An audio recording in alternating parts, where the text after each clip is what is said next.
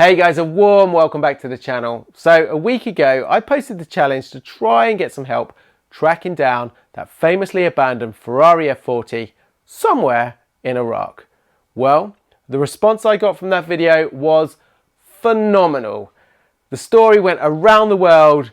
I had everyone searching for the holy grail of Ferraris. And as if all that wasn't enough, I then had YouTube megastar Salomondrin put out a dedicated video to his 1.6 million followers, and within it he posted a $1,000 reward to help me find the missing F40.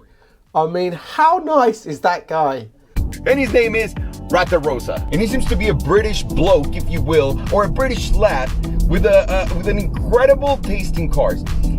Well, Alejandro, I just want you to know that this British bloke really does appreciate that very kind gesture.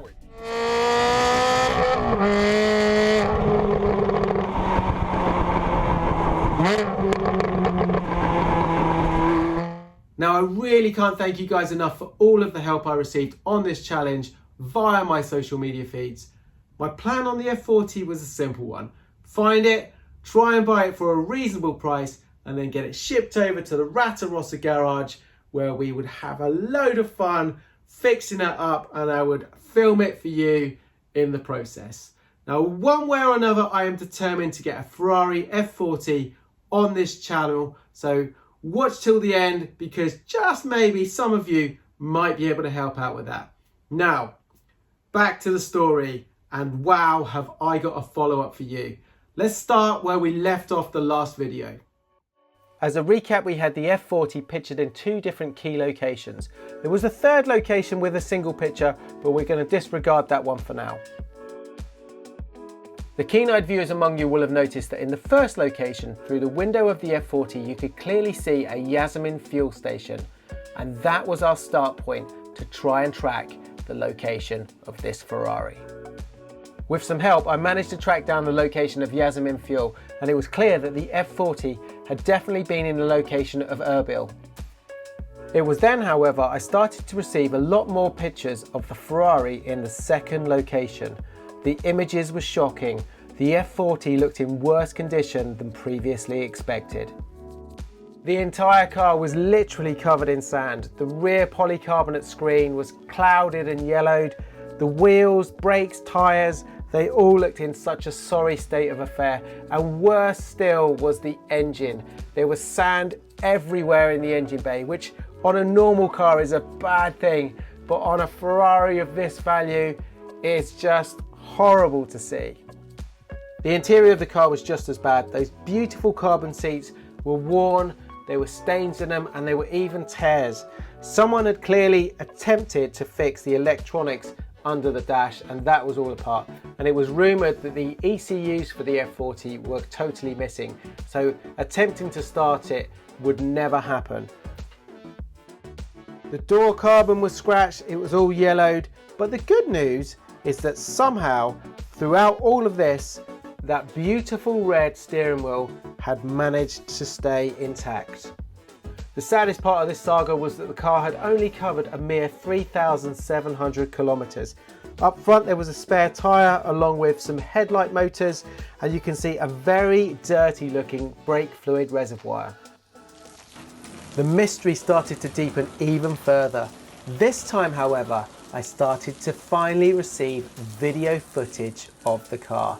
And not only that, also details that a Ferrari specialist from Belgium had flown all the way to Iraq to fix the F40. The specialist apparently had a good knowledge and history of working with F40s. Here you can see him taking the car's engine fully apart and giving it a rebuild. The ECUs apparently were sourced and had to be remotely programmed, and then finally you get to hear the engine for the first time.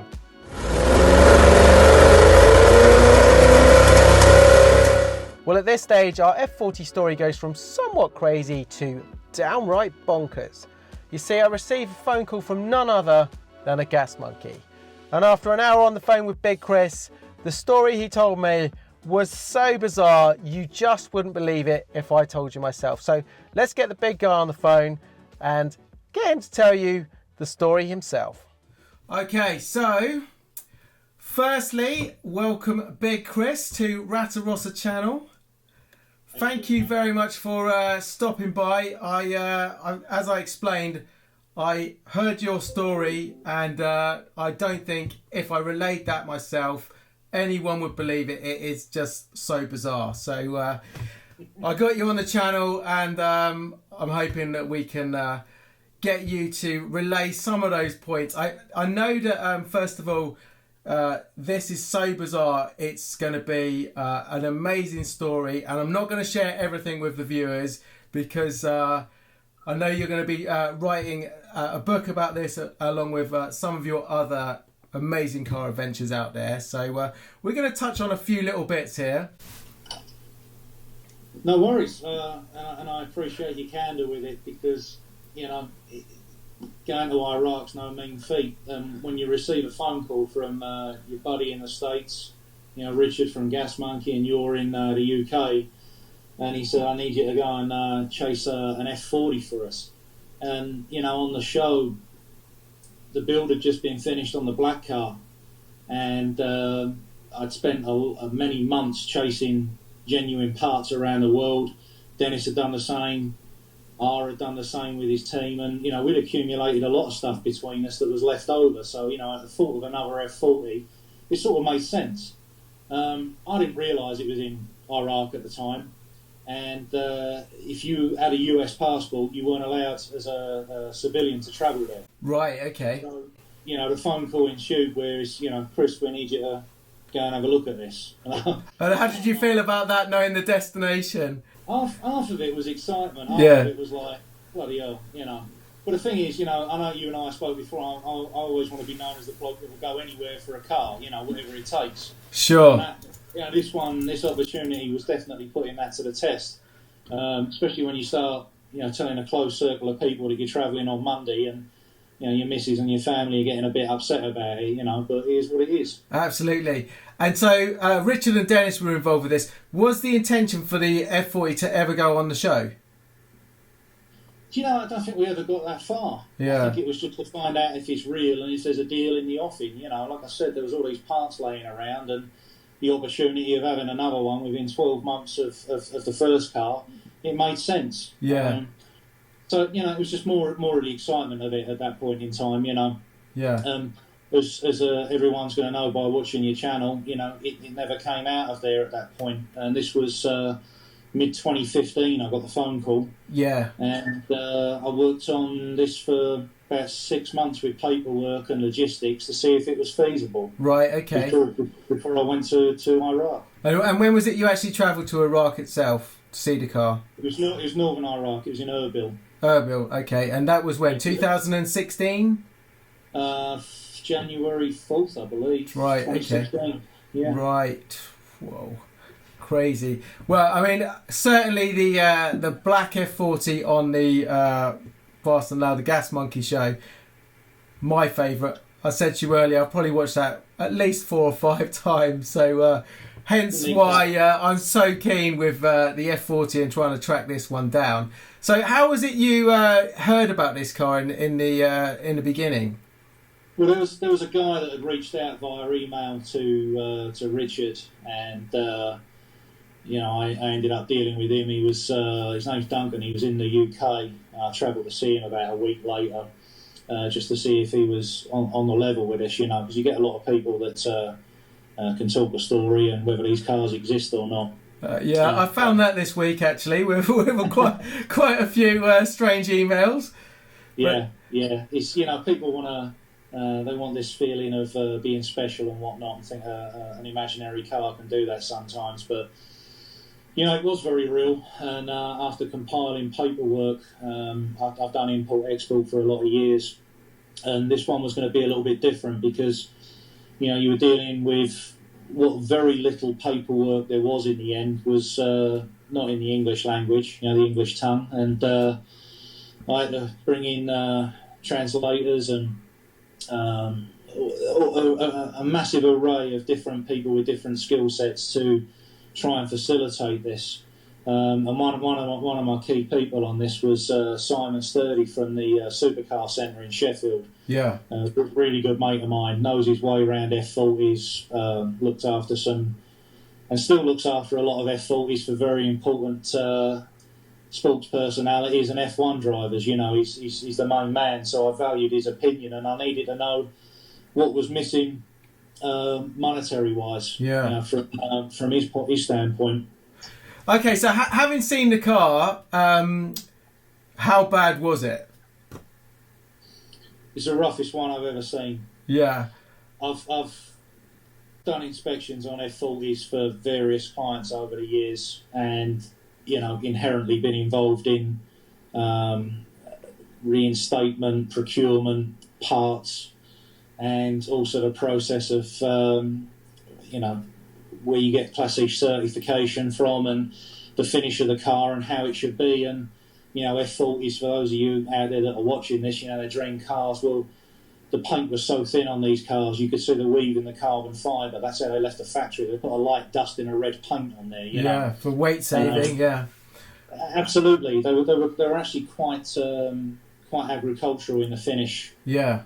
Back in the day. Door gaps, everything like that. Yeah, it's And so the paint on that car, you told me a good story about that. It's it was a funny thing. I'd look when we got there, and I was viewing the car. There was zero weave anywhere on the car. It had been filled up with paint. Right. And it turns out, it transpired afterwards, after researching its original owner, that he would come down to his team of guys that would prepare his vehicles for the day.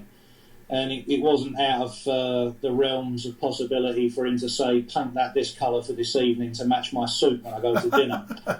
That's crazy. It sounds crazy. Yeah, it's nuts, but, it happened. Yeah. And, it was red, or albeit pink, when I viewed the vehicle. And I know you've got some footage of it now, and it's red where it's been cut. Yeah.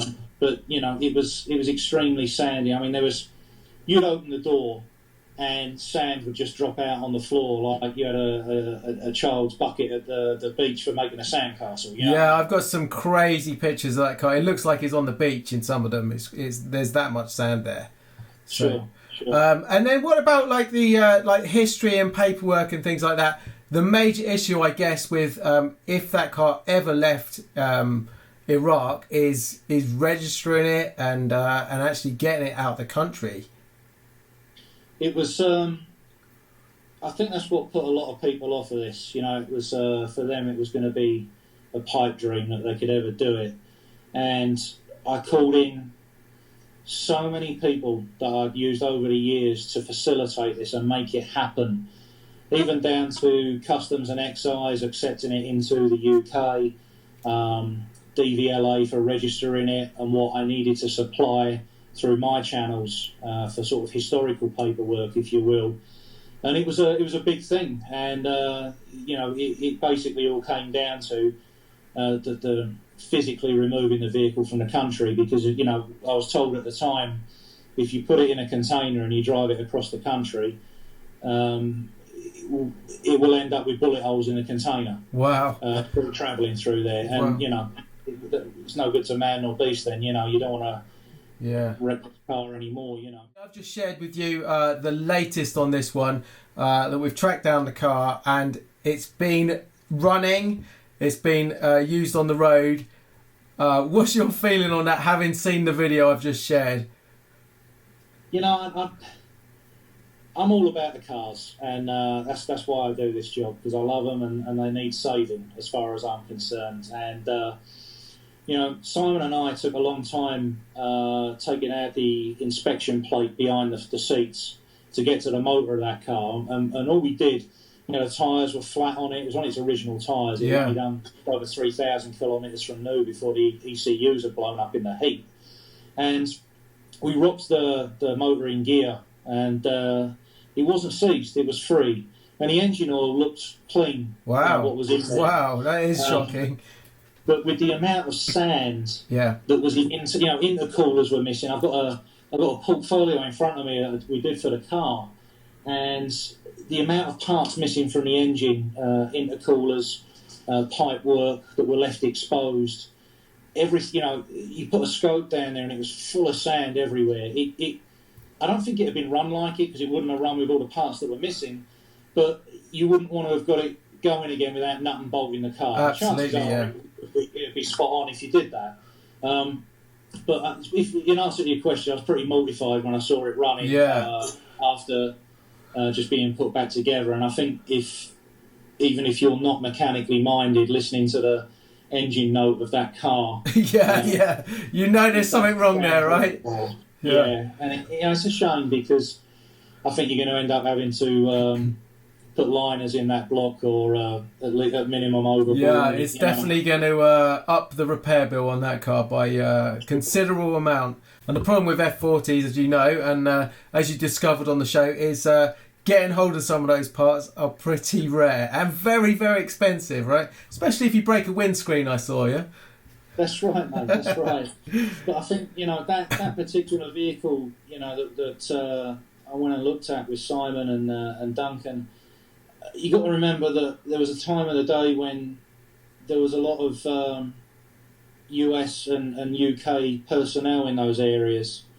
And I think a lot of this stuff was just liberated as souvenirs, if you will. Yeah. Because before I viewed the car, it was left at the side of a road next to a market. That's right, yeah, that's it, yeah.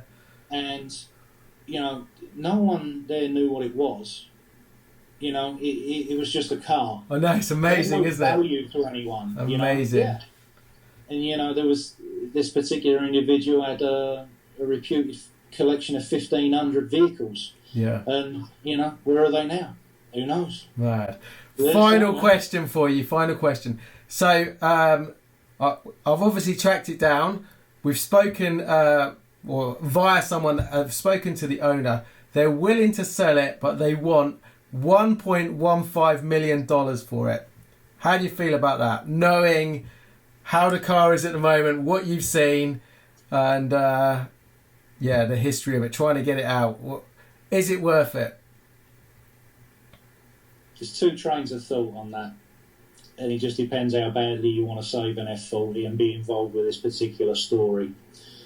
I was offered that car at a lot less than that. And I wouldn't have travelled if it wouldn't have been worth travelling for. Yeah. And, I'm dealing cars and I've done for a long time. And, everyone's got to make a profit's not a dirty word, I get it. Is it worth it to me now? No, it's not, because by the time you've done restoring that car, it's just not going to be financially viable. Not with the way the market sits at the moment. I like it as an F40. It's a non-cat, non-adjust car. It's an early very car. low mileage. It's very low mileage. It's got original tyres on it. Yeah. No, I think the fronts have been changed now. It looks like the fronts have been changed on it. I hope so. Yeah. But no, I hope it gets saved and it finds its way to someone that enjoys it, Yeah, absolutely. What I would say to you is, I think it would suit someone like yourself if you can just do a mechanical overhaul. I mean, I saw the video of it being driven, and that scared the hell out of me, because when those vehicles sit, the wheel bearings, the grease dissipates badly, and it's not, the thing, it needs nut and bolting, without doubt. Absolutely, definitely sounds like that, doesn't it? Well, okay, let's wrap up there, Chris. A really big thank you for coming on the channel, explaining all of that amazing story. No one would have believed me if I told them this. I know there's a lot more to it, and that's going to be covered in your book. So, well, even then, I knew you were sceptical about me if I've been in front of it. And how do you prove it to someone? This is it. You've got to have a picture next to that car, haven't you? Otherwise, you're never going to believe it. Anyway, mate, thank you very much, and really do appreciate you coming on. My pleasure. All the best. And if I can come up with another rough F40, you'll be the first. Absolutely, yeah. We need one on this channel, mate. Brilliant. Thanks a lot, Chris. All the best. Okay. I guess you're thinking having a gas monkey involved is the end of the story. Well, you'd be wrong again. Chris had been there back in 2016 to try and unsuccessfully purchase the Ferrari. So what had happened to the F40 in the last 4 years? So let's do a little deeper digging. Last year at the end of 2019, the F40 was finally spotted being driven on the road by none other than our Ferrari mechanic. Check this out.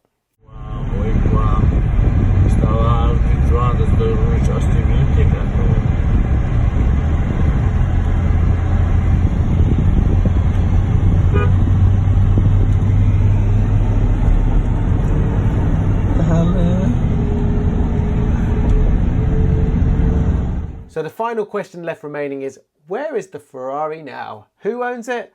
And is it for sale? I'd heard conflicting rumours that the F40 had been purchased by a wealthy Saudi collector and been shipped over to be fully restored. So I reached out to a couple of my viewers who are fantastic at getting me that key bit of final information. An American contractor called Sean and a local guy called Ahmed. And did the guys come up with the goods? They sure did. Plus some bonus video of the cars actually driving at the owner's property this week.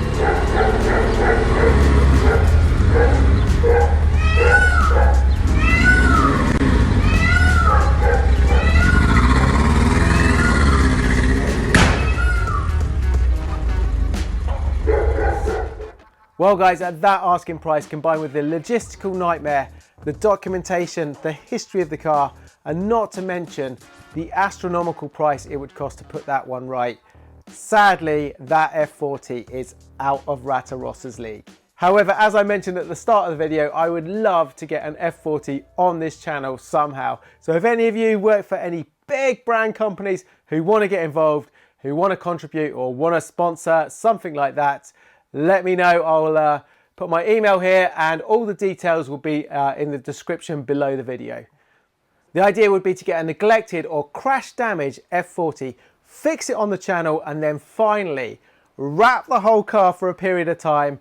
Anyone who contributed or sponsored would get their logo or name on the car. The bigger the contribution, the bigger the logo. And as a bonus, if we manage to hit that pipe dream F40, I would then be looking at giving away a Ferrari. Probably one of the ones we're working on the channel at the moment. Who knows, but we'd figure out a way. And then finally, we'd be using that F40 for regular charity events. So if you guys have got any leads, if you see any F40s coming up that you think would suit the channel, please do ping them over to me and I would really appreciate that. Now I want to say a huge thank you to Big Chris from Gas Monkey Garage for sharing that awesome F40 story with us, and I take my hat off to him for actually going to Iraq and trying to buy that car. Thanks to all of you guys who have contributed and sent all of those videos, all of those pictures and all of the help trying to search for this car.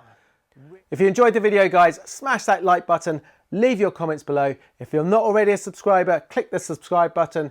Hit the bell notification and that will notify you when I post a new video. You can follow me also on a daily basis over on my Instagram channel where I post some behind the scenes and some sneak peeks of what is going on in Ratarossa Garage.